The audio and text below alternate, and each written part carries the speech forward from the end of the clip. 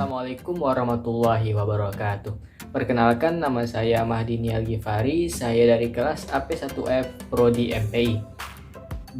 Dalam video kali ini saya akan menjelaskan tentang hak dan kewajiban warga negara dan negara.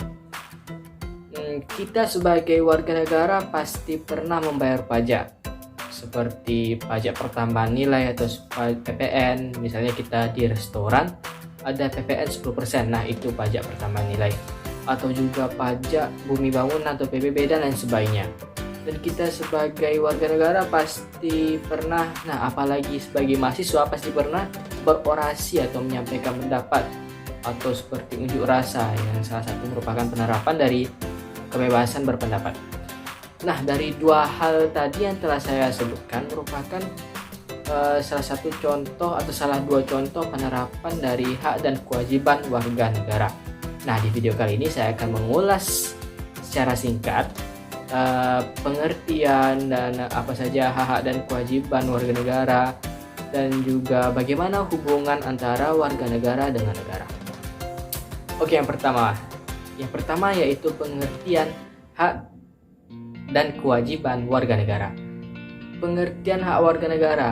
Hak warga negara adalah kuasa seorang warga negara untuk menerima atau melakukan sesuatu yang semestinya diterima atau dilakukan oleh pihak tertentu dan tidak dapat oleh pihak lain, maupun juga yang pada prinsipnya dapat dituntut paksa olehnya. Jadi hak warga negara ini merupakan sesuatu yang harus diperoleh oleh warga negara. Singkatnya seperti itu. Selanjutnya itu pengertian kewajiban warga negara. Kewajiban warga negara diartikan sebagai hal-hal yang harus dipatuhi dan dilakukan oleh seluruh warga negara secara bertanggung jawab serta sesuai dengan peraturan perundang-undangan yang berlaku dalam negara tersebut. Nah, itu kewajiban warga negara, dan haknya ini seperti hak ini sebagai inputnya apa yang harus diperoleh, dan kewajiban warga negara ini outputnya apa yang harus mereka berikan kepada negara. Lalu apa saja hak-hak dan kewajiban warga negara? Mari kita beranjak ke sesi selanjutnya, yaitu hak-hak dan kewajiban warga negara. Apa hak-hak warga negara? Hak warga negara yang pertama yaitu sesuai pasal 27 ayat 2, yaitu hak atas pekerjaan dan penghidupan yang layak. Di situ berbunyi, tiap warga negara berhak atas pekerjaan dan kehidupan yang layak bagi kemanusiaan.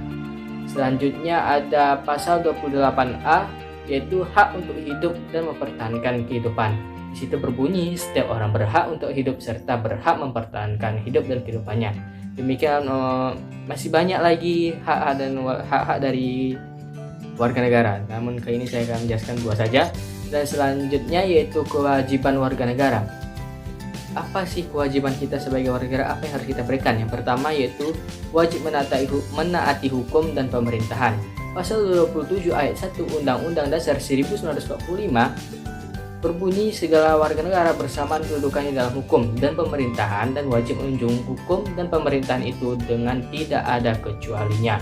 Selanjutnya yaitu wajib ikut serta dalam upaya pembelahan negara. Di sini sesuai pasal 27 ayat 3 Undang-Undang 1945 menyatakan setiap warga negara berhak dan wajib ikut serta dalam upaya pembelahan negara. Ada banyak lagi kewajiban warga negara, namun saya ingin menjelaskan dua saja. Selanjutnya kita beranjak ke hak negara atau hak negara dan pemerintah. Apa saja yang pemerintah peroleh dari warga negara? Yang pertama yaitu negara berhak untuk dipatuhi serta ditaati berupa aturan yang telah ditetapkan pemerintah dan sesuai hukum yang berlaku. Negara berhak dibela oleh warga negara dalam keadaan apapun. Selanjutnya yaitu negara berhak untuk menguasai bumi, air, serta kekayaan terkandung di dalamnya untuk digunakan sebesar-besarnya untuk memenuhi kepentingan rakyat Indonesia. Lalu apa kewajiban negara atau pemerintah? Negara ini wajib untuk melindungi segenap bangsa, memajukan kesejahteraan umum, mencerdaskan kehidupan bangsa, dan ikut melaksanakan ketertiban dunia yang berdasarkan perdamaian abadi dan keadilan sosial. Itu sesuai dengan pembukaan Undang-Undang 1945 alinea keempat. Dan yang kedua yaitu perlindungan, pemajuan, penegakan, pemenuhan hak asasi manusia adalah tanggung jawab negara. terutama pemerintah. Itu pasal 21 ayat 4. Selanjutnya masih banyak kewajiban negara dan pemerintah, namun saya hanya menjelaskan 2. Selanjutnya itu bagaimana hubungan antara warga negara dan negara. Negara dan warga negara sebenarnya seperti satu keping uang koin. Di sini ada 2 sisi yang saling melengkapi. Negara tidak mungkin ada tanpa warga negara, demikian pula tidak ada warga negara tanpa negara. Namun persoalannya tidak sekedar masalah ontologis keberadaan keduanya, namun hubungan yang lebih relasional. Di sini ada 3 pembagian atau penggolongan hubungan negara dan warga negara. Yang pertama, pluralis.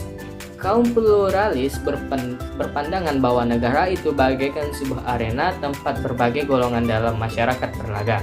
Masyarakat berfungsi memberi arah pada kebijakan yang diambil negara. Yang kedua, Marxis. Teori Marxis berpendapat bahwa negara adalah serangkaian institusi yang dipakai kaum borjuis untuk menjalankan kekuasaannya. Dari pandangan ini terlihat jelas perbedaan dengan teori pluralis. Kalau pluralis melihat dominasi kekuasaan pada warga negara, sedangkan teori Marxis sebaliknya, yaitu pada negara. Yang ketiga, sintesis. Pandangan yang menyatukan dua pandangan tersebut adalah teori strukturisasi yang dikemukakan oleh Anthony Giddens. Di sini saya sederhanakan, pandangan Giddens ini mengganti istilah struktur sebagai negara dan agensi sebagai warga negara. Negara mempengaruhi warga negara dalam 2 arti, yaitu memampukan atau enabling dan menghambat atau constraining.